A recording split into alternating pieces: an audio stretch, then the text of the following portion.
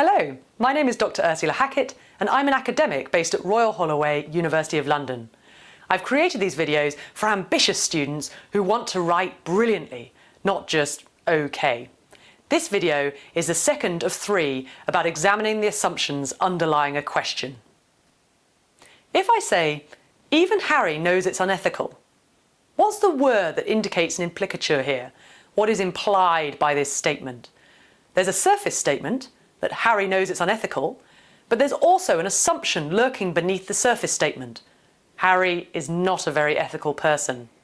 The word even implies that something has occurred which is counter expectation. If Harry were an upstanding gentleman, then it would be odd to claim that even he knows something is unethical. Harry is clearly a rat. We expect him to be unethical, but he has, surprisingly, bucked our expectations in this instance. One way to bring out the implicature in an essay question or discussion statement is to read it out loud, putting emphasis on different words in turn. If I said, even Harry knows it's unethical, that might give you a clue. You can read out your essay questions like this, putting emphasis on different words and thinking about how the meaning changes.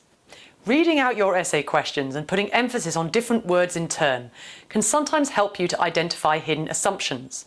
This tactic can also help you to think around a question, by which I mean considering what your core concepts are and what relevant comparators might be. For instance, imagine I said to you, Beth didn't even dance with Ollie. The use of the word even implies that it is surprising that Beth didn't dance with Ollie. We would expect Beth to dance with Ollie. But the precise meaning of this statement can change depending upon where we place the emphasis. Let me read out this sentence with different emphases.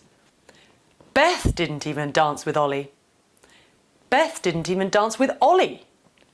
Beth didn't even dance with Ollie. Putting the emphasis on each of these words in turn might prompt different responses because we're focusing on different things. The first 2 point towards the 2 actors in this scenario, while the last one nudges us to consider different ways to interact with somebody. Our relevant comparators differ. Some versions of this statement invite us to consider whether Beth or Ollie are better dancers than, say, Joe, Lucy or Richard. Other versions invite us to consider whether dancing with somebody is more or less friendly than chatting to them, giving them a present or buying them a drink.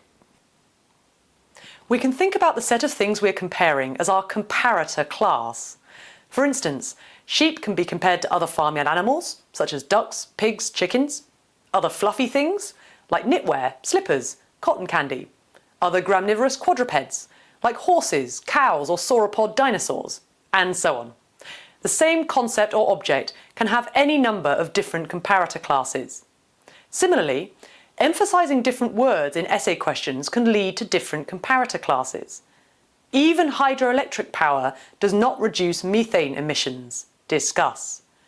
Even Titus Andronicus is no longer seen as an embarrassingly violent aberration in Shakespeare's early work. Discuss. A punishment so bloodthirsty, even the Romans balked at deploying it against non-citizen criminals. Discuss this view of poena coli. Just as even Harry thinks it's unethical indicates that Harry is not very ethical. The word even in these statements suggests that hydroelectric power is likely the best way to reduce emissions, that the violence in Titus Andronicus is totally gratuitous, and that the Romans were a vicious and insular bunch. These implicit assumptions need careful consideration. A so-so essay leaves them unexamined. A brilliant essay considers them critically. Advances in hydropower research and development, textual criticism, or historical criminology might debunk any one of them. Putting the emphasis on different words can invoke different comparator classes. By emphasizing either hydroelectric or methane, you can direct readers' attention towards either forms of power, like geothermal, solar or wind, or forms of emission, such as carbon dioxide, ozone or water vapour, respectively. By emphasizing Titus Andronicus, embarrassingly, aberration or early, you can direct readers to all of Shakespeare's plays, violence that provokes emotions other than embarrassment, Shakespeare's many other uses of violence, or Shakespeare's later work, in turn. By emphasizing Romans, non-citizens, or poena coli, You can direct readers to other civilizations, other classes of person, or other types of punishment, respectively. These different emphases, assumptions, and comparators lead to very different sorts of essay, but that is the joy of academia. There are multiple pathways to excellent work. Don't be frightened to forge your own path. Often, anxious students ask me if they have the correct interpretation of the question, but this worry is merely a training wheel left over from school.